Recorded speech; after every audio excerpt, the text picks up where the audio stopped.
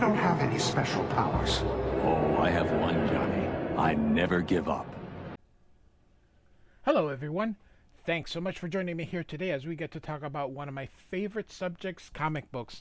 My name is Jose. I love comic books. I love talking about them.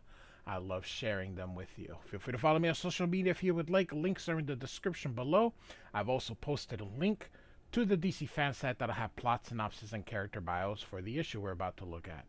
So, this is Jim Starlin's final issue of Batman. We're looking at Batman 430 from 1989. This cover here, it's a Frederick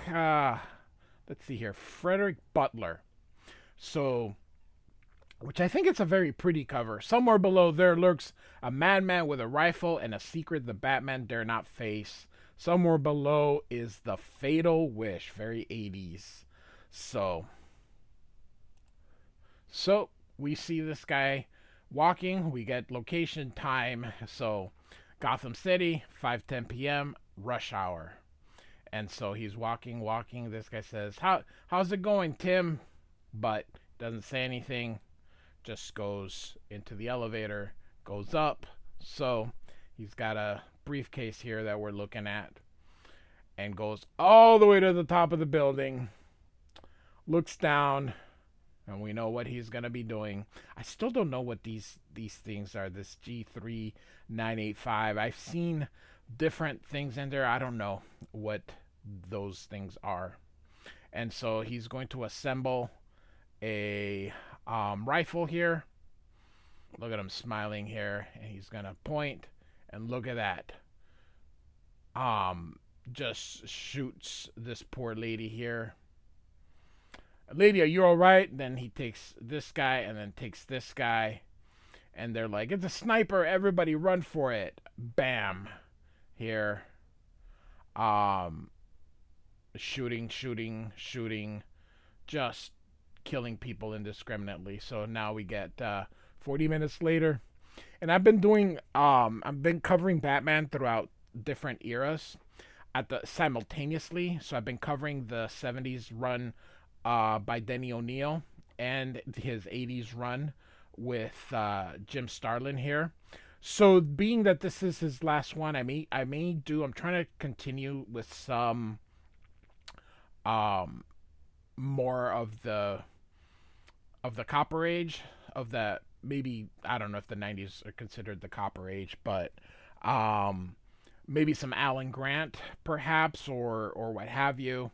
So kind of do a little bit of that here. So we'll see here. So Commissioner Gordon's always involved. He's not your typical commissioner. So he gives Batman an update. We got 5 dead, 3 wounded, 1 woman we can't reach, trapped out in the street. The shooter's name is Tim Conrad. Just got fired from a banking firm inside that office building. Looks like he's decided to take his frustrations out on the world. He's got the high ground. If we try to rush him, there's going to be a bloodbath, says Gordon. Well, Batman can take the high ground too. So and Batman says, I'll keep the sniper occupied while your men go for the woman. When the job's out of the way, I'm going after the shooter. Be careful, says Gordon. By the way, is Robin with you tonight? And Batman just kind of looks back but doesn't say anything. And just finally goes, no. And Gordon just looks at him and goes, is something wrong, Batman? He looks up and he goes, no. And off he goes. So, of course, this is after. And I have a playlist on Batman. So, this is, of course, after Death in the Family, where the Joker pulverized Jason Todd. So, all right. And he always, most of the time, these are done in first person narration. So, you can see the shooter here. And the sniper tries to get a bead on the blue and gray blur, but the speed and distance are too great. So this is done not in first person. So he's doing these in third person. So, but he gets pretty close, and you can see Batman evading the bullets. The shooter's good. The hunter knows the closer he comes, the hairier it's going to get. So this commissioner goes, thank God he made it. And we've got the woman to safety. And one of the cops says, how does that mass freak do it? A better question is, why does he do it, says the other cop. Why, says Gordon. Over the years, I've asked myself the same question. The man has an almost maniacal drive to save innocent lives and punish criminals. I've no real idea what drives him so. Of course, we know that Bruce Wayne's parents were killed, and so that's why he does it. But I have my suspicions. No proof, only speculation, he kind of says low. But I'll tell you one thing. I'm sure glad he's on our side. I wouldn't want to be in that sniper's shoes right now. So you can see Batman is going up here. And he's going to try, but of course the shooter just shoots through. It's a metal door. I don't think that would, but hey, it's comic books. We're going to go with it. So some instinct tells him to move. He always listens to that little voice. Once again, it saved his life. And the guy says, I know you're there, Batman. You're not going to take me alive. Today I kiss off this miserable world. Gotta check out of this lousy life, but I'm not going by myself. You hear me? More people are going to die. They don't deserve living. You're all either liars, cheats, or hypocrites. I feel that way sometimes, but I still don't go around shooting people. So none of you should be left breathing. I wish you were all dead, says the Jim. I think it was Jim. So Jim Starlin's a really good writer. We all know him from his cosmic stuff, Infinity Gauntlet, creator of Thanos, all that good stuff. But I thought his Batman run was really, really good. He brought him back down to that no real supervillains. The Joker, I think, but most of everything, it was just regular crime. Batman hardly fought any costume villains. So that is something that Jim Starlin sort of got from Denny O'Neil. Denny O'Neil's run, if you look at that playlist that I have, and I've even though I record them out of order, when I put them in the playlist, I start putting them in order. And you'll see Denny O'Neil hardly had Batman face off against his regular villains. He had Ra's al Ghul, but even then he wasn't fighting Ra's al Ghul all the time. He had a little bit of Two-Face here, and this and that. So anyway, so very down to street level, I guess. So and so Batman kind of quotes him, "I wish you were all dead." So. And I love this. O'Neill and Raspler, creative consultants. So Batman kicks in this door and opens that window. Wish you were all dead, he repeats again here. So, and we're going to get a bit of an origin here. So this is Bruce Wayne here, his dad and his mom here. So, basically, we're going to get his origin because, hey, why not? Got to fill in some time here. And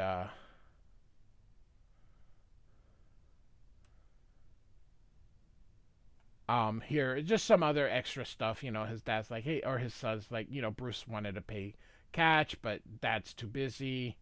And here he says, leave me alone, slaps him. Bruce goes, he feels bad, and Bruce runs away crying, drops the mitt and the ball. Here, Batman's, so he's remembering. He's like, what have I done? And then the mom's like, you got to try to understand, son. Daddy's been under strain. Please keep in mind, this was the 80s. I mean, this was, it's a different era. Let's not put today's, so you can say, no, it's never right to do this. You're correct, but it is what it is. All right? So, all right. So Bruce is not taking any of it. The mom's like, no, your father loves you. He's like, well, I don't love him anymore. I hate him. So here you can see Batman climbing Look at that. I wish he was dead. And so you can see here Thomas feels bad. And here you can see Batman is kind of sneaking. The shooter sees him, and they go to the movies. So that night they went to the movies because Thomas hit Bruce, and he felt bad. So kind of Jim Starlin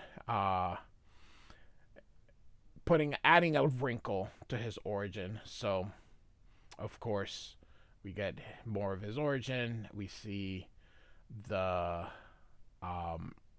guy here taking a shot at Batman. And so you know his origin. So Batman takes a leap. The shooter misses. Batman rolls as the shooter keeps shooting. But Batman kicks him. And then he goes from behind and throws some pellets from his belt, creating smoke.